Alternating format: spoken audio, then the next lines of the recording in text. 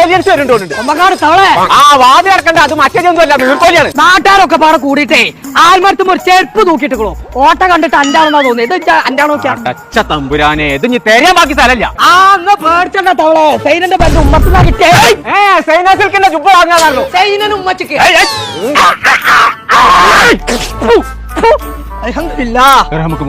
എവിടക്കില്ലാന്നോ ഒന്നാര നീർക്കോലിയ. ഞാൻ ലുലുമാൾക്ക് പോകാൻ നിൽക്കാണ്. 9-ാം തീയതി, 10-ാം തീയതി, 11-ാം തീയതി, 12-ാം തീയതി ഒക്കെ പൂട്ടം മുട്ട ഓഫർ നടക്കാതെ. ലുലുമോള് 9, 10, 12 ഒക്കെ പറ്റില്ലേ? അപ്പൊ അംഗൻവാടി തുടങ്ങാനുള്ള പരിപാടി അന്നെ നീർക്കോലിയ നല്ല വിളിച്ചാണ്, മൊണ്ടകയെന്നാ വിളിച്ചത്.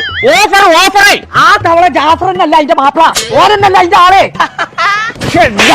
ഓഫർ എന്ന് പറഞ്ഞു ജേഫർ എന്ന് കേൾക്കാം. ഞാൻ പറയാം, ഇങ്ങോട്ട് വാജേ. കോഴിക്കോട് ലുലുമാൾക്ക് പോവാണ് ഞാൻ. പൗതി പൈസ കൊടുത്താൽ മതി സാധനങ്ങൾക്കൊക്കെ. തന്നെ വാ, തുണി എടുത്തോ ആദ്യം. ഒരു തുണി എടുത്താ 5 തുണി ആദ്യം കിടക്കട്ടെ.